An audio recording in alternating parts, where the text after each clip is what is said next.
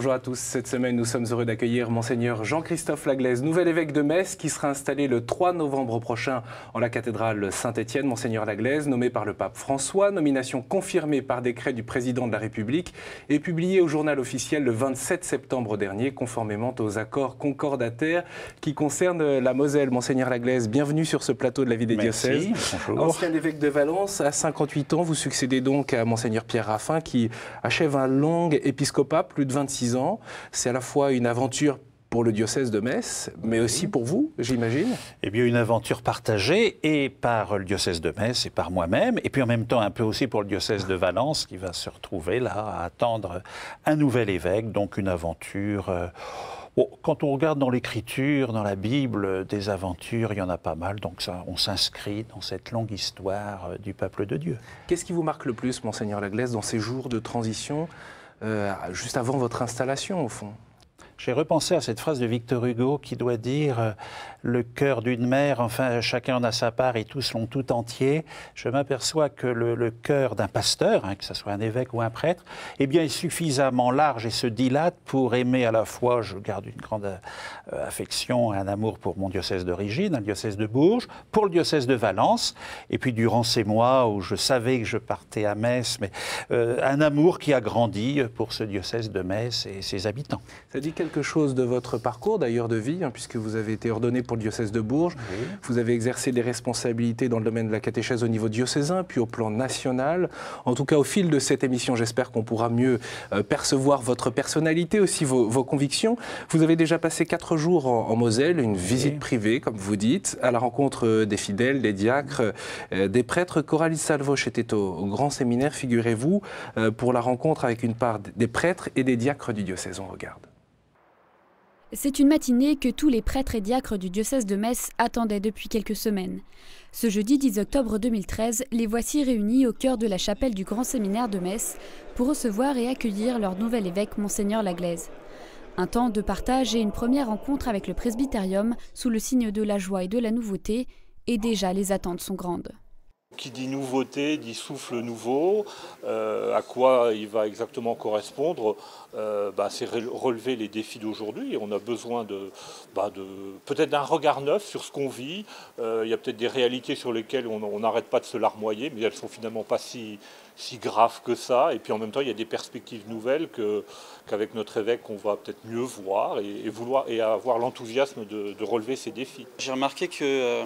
il y avait un grand souci justement des prêtres. Ce qui m'a marqué, c'est vraiment l'importance du ressourcement, le ressourcement spirituel, mais aussi le ressourcement physique. Bien sûr, nous avons besoin de repos, mais aussi il nous parlait d'activités sportives. Et pour avoir un bon équilibre de vie, je pense que c'est bien. C'est un homme joyeux, plein de paix, qui communique bien, donc c'est avec le clergé diocésain. Donc je crois qu'il sera un bon évêque, donc c'est pour notre diocèse. Cette rencontre met fin pour Monseigneur Laglaise à 4 jours de visite intensive à travers tout le territoire.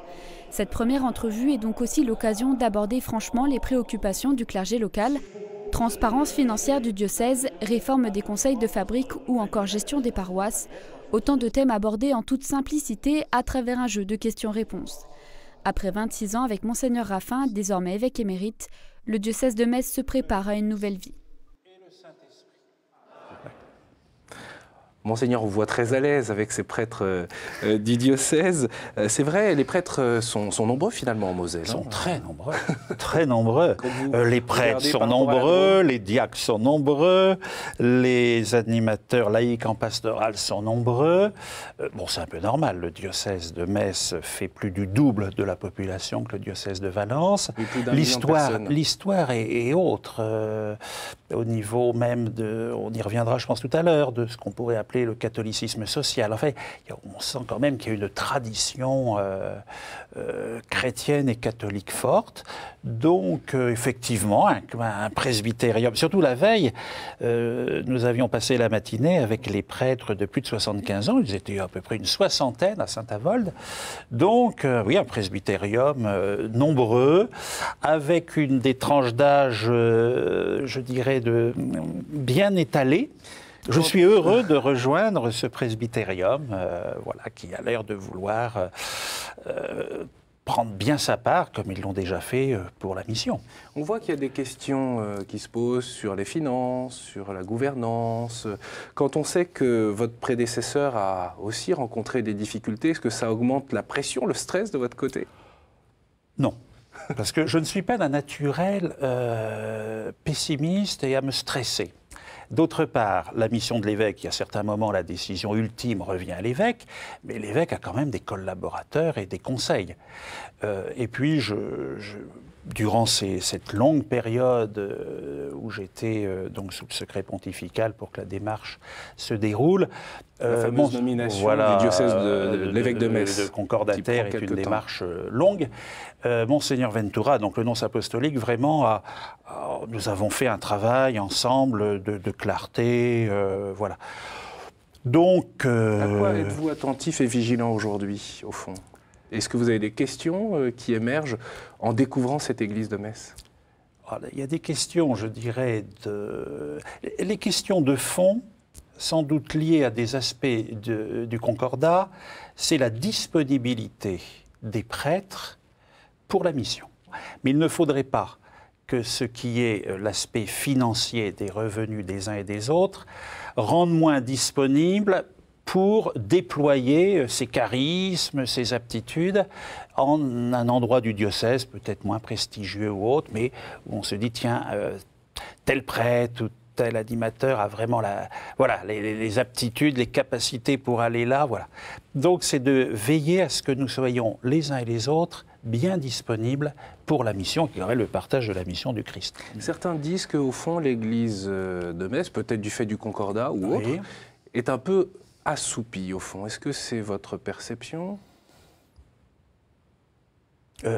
Bon, c'est pas en 4 jours que j'ai pu me rendre compte de l'état d'assoupissement ou j'ai plutôt perçu une attente de vitalité. Voilà, une espèce de joie de collaborer ensemble pour la mission. Alors, si par hasard le diocèse de Metz était assoupi, je pense que j'ai encore un peu de force et je trouverai des énergies pour que nous soyons tous bien éveillés. Oui. Ce qui est important, c'est le travail en commun, l'unité. Ah oui, oui. Hein? Je pense qu'il faut nous remettre, je relisais la lettre de Saint Cyprien aux Éphésiens sur, ne pas prendre les décisions seuls, mais aussi ce vieil adage, hein, ce qui concerne tous doit être discuté par tous, c'est ce que j'avais mis un peu en exergue pour le synode de Valence. Revenir aussi dans l'interview du pape François, qui, au niveau de l'exercice de la responsabilité, on ne peut plus, j'ai envie de dire, guider un diocèse, que l'évêque et quelques-uns autour de lui. Il faut vraiment qu'il y ait une concertation, le partage de la responsabilité. Et à la limite, plus les personnes sont concernées par la maturation pour prendre une décision, plus c'est facile ensuite de les mettre en exercice. Oui, mais ce n'est pas toujours évident de travailler entre paroisses, entre chrétiens qui ne sont pas du même coin du diocèse, avec des problématiques différentes, des personnalités différentes. Oui, c'est un défi à relever. Hein. Effectivement. Alors, il y a eu une rencontre très intéressante avec déjà un ancien. On est allé voir 2 prêtres âgés à la maison de retraite à Morhange. Et l'un des deux, m'appelant Jean-Christophe et me tutoyant, bien sûr, pour lui, je suis un gamin, hein, il faut, me dit, voilà, il m'a donné quelques repères importants. Hein, et entre autres, c'est vrai que dans la Moselle, il y a sans doute 2 sensibilités, d'après ce qu'il m'a dit, donc la Moselle du Sud plus rurale, et la Moselle du Nord, donc tout le pays qui était le charbonnage, la sidérurgie et tout. Donc, c'est aussi la chance d'une église particulière de ne pas être tous sur le même modèle et pouvoir s'enrichir. Je crois qu'il faut revenir à ce que écrivait Paul VI dans Ecclesiam Suam sur le dialogue, les conditions du dialogue. Mais déjà, dans ces 4 jours, j'ai perçu un désir profond de dialogue et d'avancer ensemble. On a évoqué différents aspects de la vie de l'Église, du concordat également, hein, puisque, on l'a dit, la nomination de l'évêque, l'État rétribue les ministres des cultes. Il y a aussi tout un tas d'établissements publics destinés à la gestion matérielle de l'Église, on ne va pas y revenir maintenant, si ce n'est que peut-être la situation peut être d'une certaine manière un peu paradoxal, puisque l'évêque de Metz a les moyens de son organisation du fait du concordat, et pas forcément pour la mission, les projets d'église, les projets missionnaires. Effectivement, il y a une organisation, me semble-t-il, peut-être calquée sur un modèle ancien de l'Église. Hein. Donc, il y a eu, je pense, des négociations pour calquer un peu plus avec ce que l'Église désire vivre. Entre autres, je pense aux paroisses, même les petites paroisses ou encore conseils de fabrique.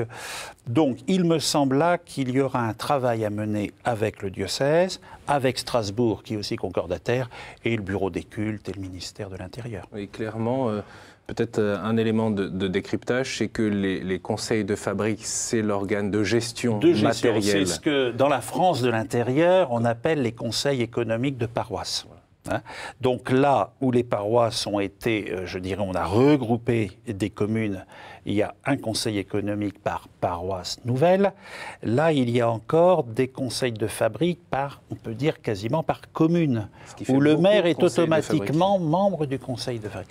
Ce qui fait beaucoup de conseils de fabrique, et les prêtres qui ont plusieurs paroisses devraient théoriquement aussi passer du temps avec chaque fabrique. Donc là, il me semble qu'il faut mener avec Strasbourg et le bureau des cultes, une réflexion. Donc vous êtes pour un toilettage de ce concordat qui date, on pourrait le rappeler, de Napoléon, qui est resté du fait de l'appartenance à ce moment-là du territoire à l'Allemagne, et puis qui n'a pas connu du coup la loi de 1905, séparation. L'Alsace et la Moselle, au moment des lois d'expulsion des congrégations religieuses et de la loi de séparation donc de décembre 1905, étaient donc membres annexés à l'Empire allemand, et donc au moment où ils sont redevenus français, donc par le 11 novembre 1918, ils ont gardé quelques aspects de la juridiction, tout ça, ce qu'on appelle le droit local.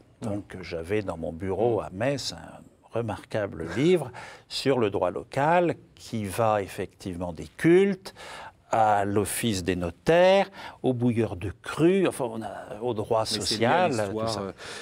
Tiens, d'ailleurs, on le doit en partie à Robert Schuman, qui avait négocié après la Première Guerre mondiale la subsistance de ce concordat quand la Moselle est redevenue française.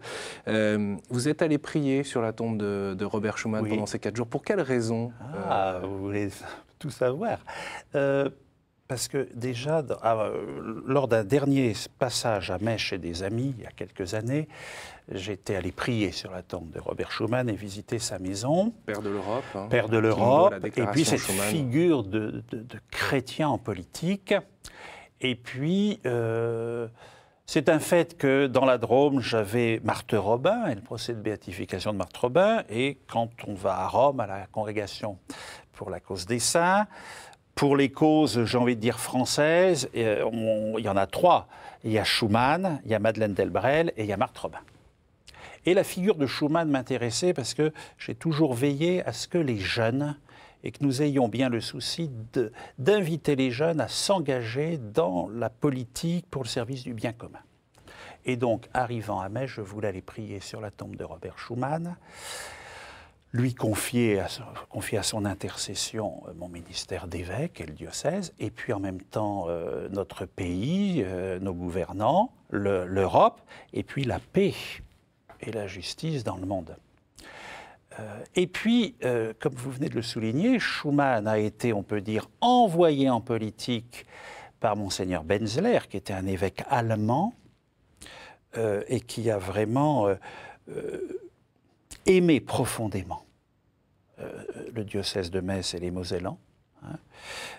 Et cet homme avait, d'après ce que j'ai pu voir de son histoire, comme un prophète qui voyait se profiler aussi ce qui allait se passer après 1919 et qui a demandé à ce jeune avocat qui était responsable des jeunes catholiques de Moselle de se lancer en politique. Alors, je pense qu'il nous faut bien voir que cette figure n'est pas la politique politicienne des petites phrases et de la concurrence, tout ça, mais vraiment ce service et cet amour pour son pays, pour l'Europe et pour le monde. Oui, je peux renvoyer d'ailleurs aux émissions que la rédaction de KTO a réalisées, La foi prise au mot, ou bien Hors les murs, autour de Robert Schuman et de cet anniversaire de sa mort là, en septembre dernier.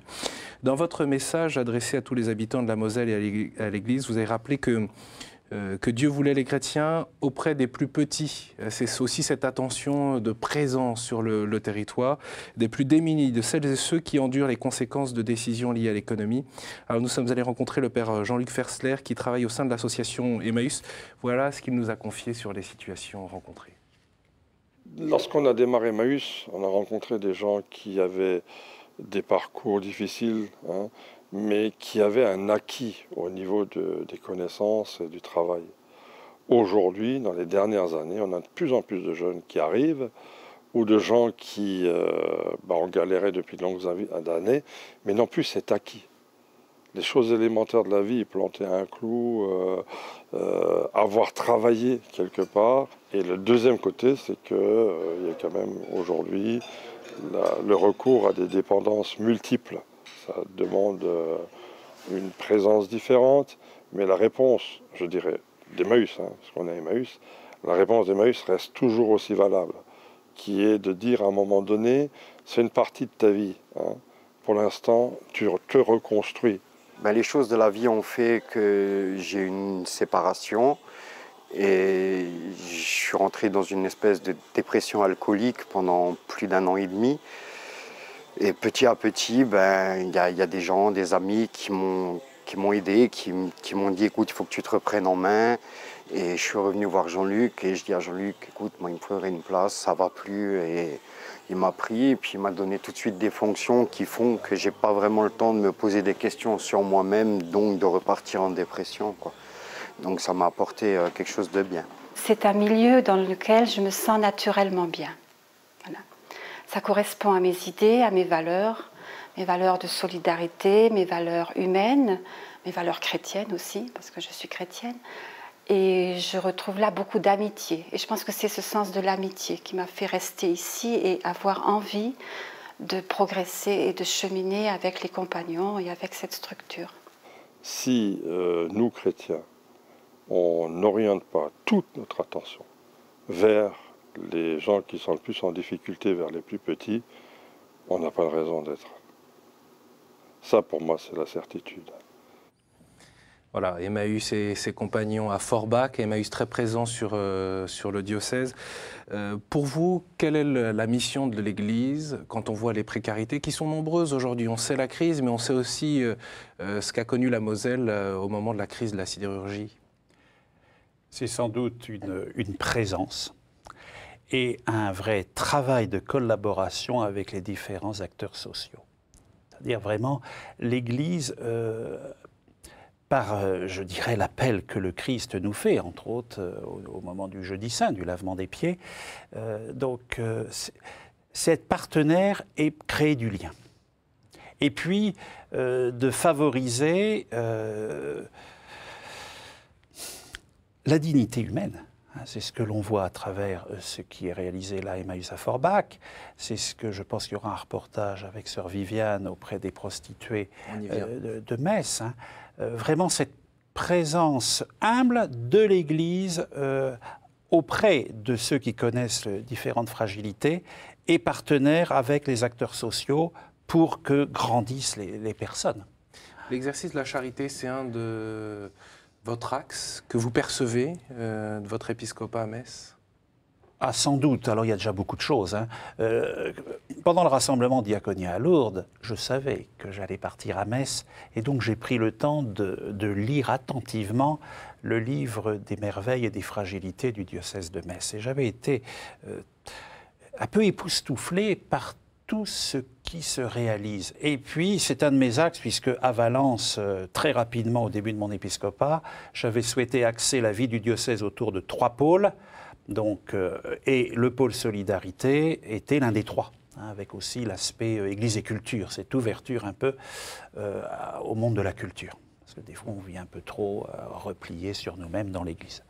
Monseigneur, justement, vous parliez de sœur Viviane Wagner, elle s'occupe du mouvement du nid. Je vous propose de la retrouver parce qu'elle s'occupe d'un fléau, d'une préoccupation à Metz, c'est la prostitution. On la retrouve avec des bénévoles.